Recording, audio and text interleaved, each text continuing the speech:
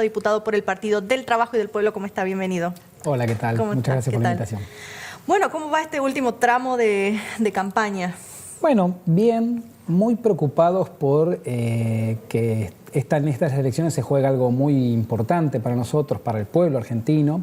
Hemos visto en este último periodo, estas últimas semanas, un camino de pérdida de la soberanía nacional muy profundo. Hemos visto al equipo económico mudándose a Estados Unidos, al secretario del Tesoro norteamericano convirtiéndose de hecho en un ministro de Economía argentino, es decir, un nivel de sometimiento nacional que hacía muchísimo tiempo no se veía, con acuerdos que por un lado sobreendeudan a la Argentina y por el otro lado no está claro qué es lo que se entregó a cambio de ese endeudamiento.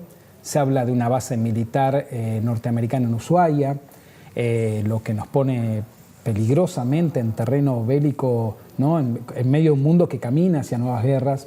Se habla de una reforma laboral y una reforma jubilatoria que vienen como a aniquilar los derechos de los trabajadores. Por lo tanto, creo que en estas elecciones se juega muchísimo. Y en ese camino creemos también que es grave que, la propuesta del gobernador, que ahora tiene un discurso más opositor a la política de Milei, pero que vino acompañando toda su política, o sea, una cosa es el discurso, otra cosa es lo que fueron votando todos sus diputados y permitieron esta política de crueldad que estamos viviendo. Creemos que necesitamos diputados muy seguros para poder ir al debate de esas propuestas de aniquilación de derechos. Incluso se vio, fue una noticia que pasó medio desapercibida, pero hace 2 semanas se votó la coparticipación del impuesto a las naftas, ¿no? Claro, que es uno de los proyectos de los gobernadores, ¿no? Sí, fue un proyecto de los gobernadores. Bueno, esa votación, que era simplemente que la coparticipación de ese impuesto llegue automática a las provincias. Era mucho dinero para Tucumán eso. Bueno, necesitaba 129 votos, tuvo 126 votos y los 3 diputados de Jaldo no se presentaron a la sesión, o sea, se ausentaron en la sesión, con lo cual dejaron a Tucumán al último. Creemos que necesitamos diputados que confronten de verdad con esta política y con un proyecto distinto de país. En realidad, nosotros tenemos un proyecto de país del otro lado y un proyecto de colonia, ¿no? Particularmente, ¿dónde se ubican ideológicamente por ahí para los...? Porque tenemos 9 propuestas en Tucumán, muchas sabemos, tenemos más identificados, digo, quizás con la centro-derecha y la derecha. ¿Ustedes dónde están? Nosotros somos un partido de izquierda popular, amplia, y nuestro intento es que esto abone un camino de conformar un gran frente popular que dé una posible salida popular a esta crisis que estamos viviendo. De esta crisis podemos salir por derecha hacia un camino, como plantea el gobierno, de ajuste, de entrega nacional y de sufrimiento para el pueblo, o podemos ir con propuestas que den una salida a favor del pueblo. Esto implicaría, en primer lugar, investigar la deuda externa. Esa deuda se ha contraído de forma ilegal, no solo violando las leyes argentinas, sino violando el propio reglamento del Fondo Monetario, es decir, que tiene que ser investigado y lo que es legal tiene que ser pagado, lo que es ilegal e ilegítimo tiene que ser desconocido. Necesitamos una reforma monetaria que traiga toda la plata que hoy está en la especulación, que es enorme y endeuda permanentemente al país, y la vuelque a la producción y al trabajo. Esa reforma monetaria es una propuesta que, por ejemplo, en Alemania en 1948 se llevó a cabo y posibilitó la recuperación de Alemania después de la guerra. Necesitamos discutir los impuestos en la Argentina, donde acá los multimillonarios son los que menos impuestos pagan y el pueblo trabajador con el IVA es el sector que más paga. Una jubilada, 390.000 pesos, está pagando un 21% de su jubilación en impuesto directo cada vez que compra algo. La megaminería acaban de sacarle el 3% de retenciones que antes tenía, es decir, están pagando prácticamente cero sobre declaraciones juradas que ellos mismos hacen, es decir, necesitamos un impuesto a las grandes fortunas y recuperar todo ese dinero para la producción, para el trabajo, para la salud y la educación. Se está hablando mucho también de la importancia que va a tener el próximo Congreso, de las cuestiones que quedan pendientes por discutir. Bueno, de hecho, el propio presidente ya ha dicho que la próxima etapa de las reformas vienen en el próximo Congreso.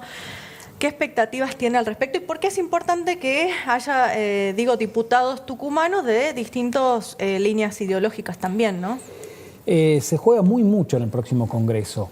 Si el gobierno logra sacar un tercio de las cámaras, sobre todo entre diputados propios y aliados, va a blindar cualquier decreto que pueda poner el presidente. Es decir, va a gobernar por decreto y un tercio de la Cámara le posibilita que no le veten esos decretos. Por eso estamos hablando de un gobierno extremadamente peligroso, 2 años gobernando por decreto, y en eso la reforma jubilatoria, reforma laboral y otras reformas que quieren meter, y por lo tanto necesitamos diputados que puedan de verdad ser confiables en que van a confrontar con esos proyectos, ¿no? Particularmente, ¿cómo evalúa el desempeño? Bueno, un poco mencionaba recién de los candidatos del oficialismo, ¿no? Pero de los diputados tucumanos en general, en relación a las políticas, por lo menos, que son de interés de su espacio. Y casi todos los diputados tucumanos han votado la ley bases, el RIGI, han votado el acuerdo con el Fondo Monetario Internacional, incluso el gobernador lo festejó al acuerdo con el Fondo Monetario Internacional, es decir, han acompañado esta política de ultraderecha del gobierno de Milei. Por lo tanto, nosotros creemos que al revés, tenemos que construir una oposición a esa política para darle una salida posible al pueblo, si no el sufrimiento va a acrecentarse. Desde ya, no alcanza solo con diputados, ¿no? Nosotros creemos que la política no es solo votar cada 2 años, necesitamos a la gente en las calles, necesitamos la lucha popular, necesitamos el protagonismo de los trabajadores, de los jóvenes, de las mujeres, en cada una de las instancias donde se discute la política.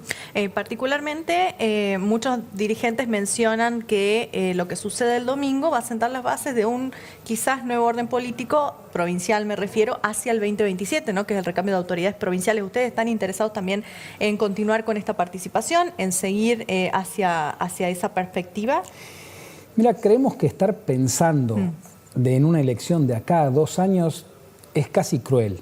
Porque nosotros tenemos una situación, yo soy docente, tenemos un porcentaje de chicos que van a las escuelas sin haber desayunado y sin haber cenado.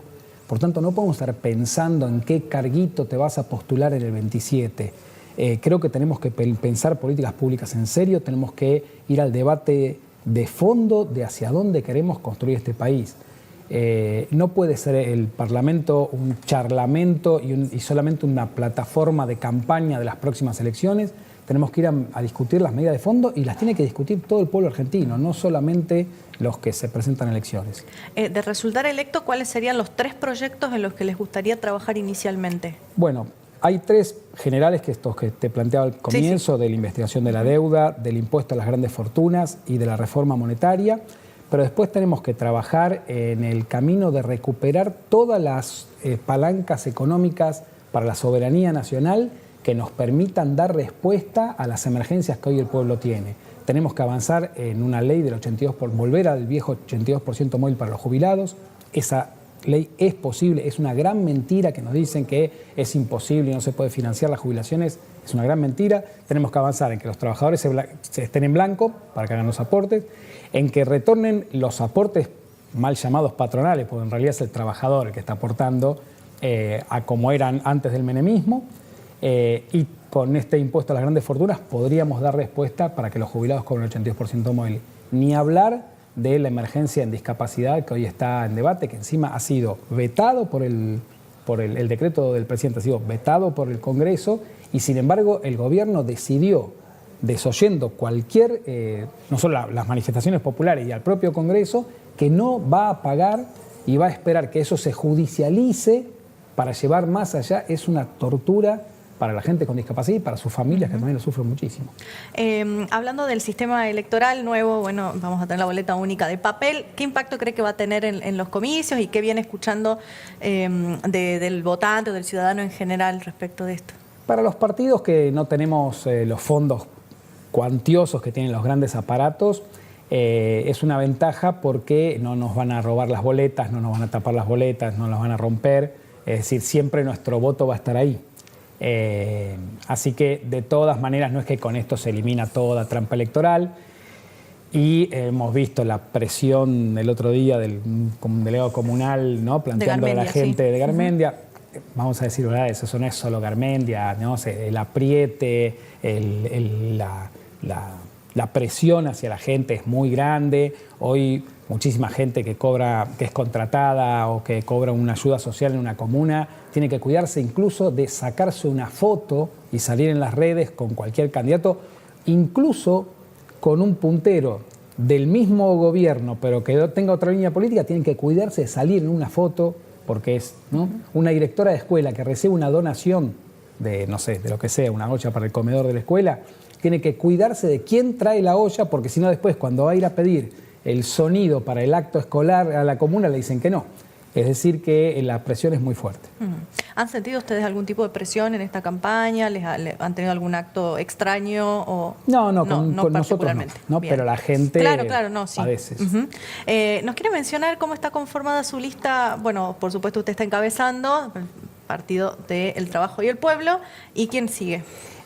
Nos acompañan en la lista, de manera que la conformamos todos referentes de la lucha popular, ¿no? Nidia Jury, que es una delegada de los trabajadores del SENASA, secretaria de la CTA Autónoma, Walter Díaz, que es un referente histórico de la lucha de los docentes universitarios, Vicky Dizarnik, una histórica dirigente de los feminismos y la lucha de las mujeres en la provincia, Sandra Soto, que es una referente de la corriente eclesiástica combativa del sur de la provincia, gran luchadora, Marcos Mendoza, que es psicólogo social, músico y gran trabajador de la cultura popular, y Santiago Moscoso, que es un referente de nuestra juventud.